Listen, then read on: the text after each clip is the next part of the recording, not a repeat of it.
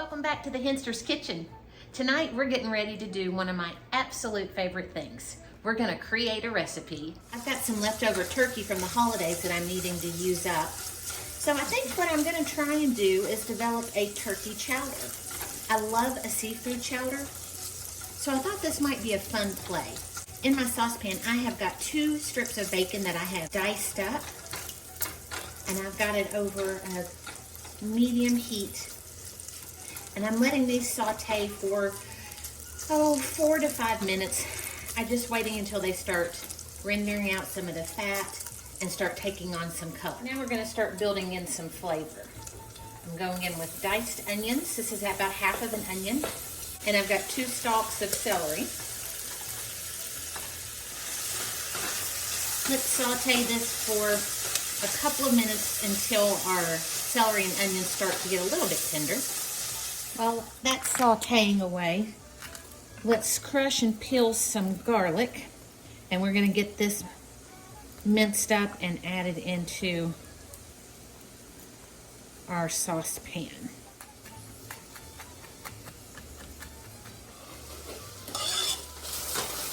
Ooh, that smells so good. I'm going to add in about a tablespoon of butter. It does need just a little more fat in there because I want to make a roux and use that as my thickening agent. Since we did a tablespoon of butter, I'm also going to do a tablespoon of flour. You want to try and keep it about equal parts of fat to flour when you're making a roux. And then we're going to let this just cook a bit, cook out that raw flavor. I want it to have a good depth of flavor.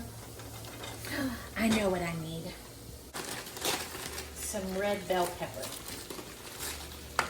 I always try to keep some up in my freezer, and I sure am glad I did this time.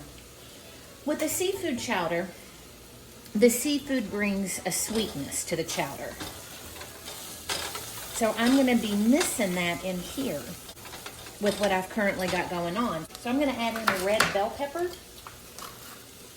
Not only is it going to be beautiful to look at, that nice pop of red, but it'll bring a sweetness with it as well. That red pepper brings a beautiful pop of color. I'm going to add a little white wine. That'll help deglaze my pan. Follow behind that with some chicken broth. I'm adding another cup, maybe 2, of my chicken broth. I want the roux to help thicken this up some, to be a chowder feel in your mouth. But I want to make sure that I've got enough liquid that it doesn't get too thick like a gravy on me. I'm going to now cut a red potato or 2. I'll see how it works out. But I want to cut them into just some bite-sized chunks. I think 1 potato may be plenty. I'm going to put the top on here. I'm going to let it go for about 10 minutes until these potatoes get tender. Let's taste and see where we are flavor-wise. I need to turn that down for sure.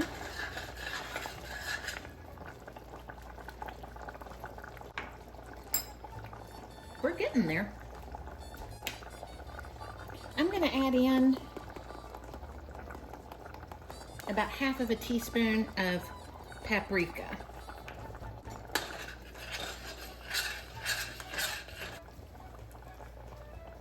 Now that's good.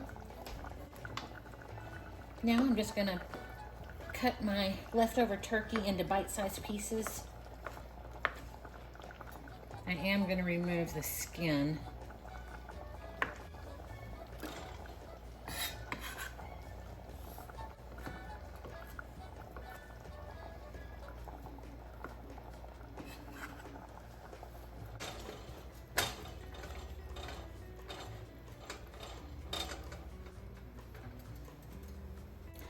It's fallen flat.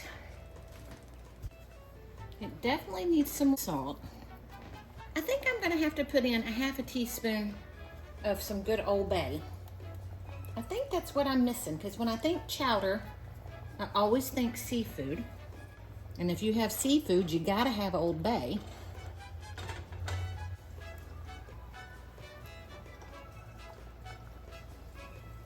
Ooh, that is so much better. That's what I was missing. Let's check tenderness of our potatoes. Oh yeah, they're nice and tender. Now I'm gonna turn this down to a solid simmer and wait for this to quit boiling. I not like to bring milk products to a boil, so I wanted that to cool off just a little bit, because now I'm gonna add in some heavy cream.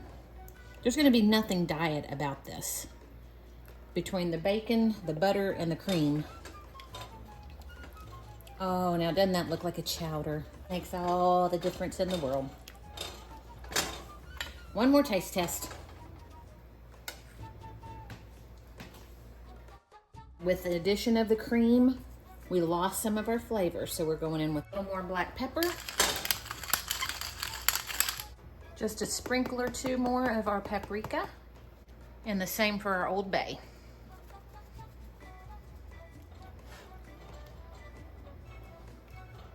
Let's do one more taste. Now we got it. I'm gonna turn this down on low, and I'm going to bake a little crusty bread to go with this and make a nice green side salad, and dinner will be served.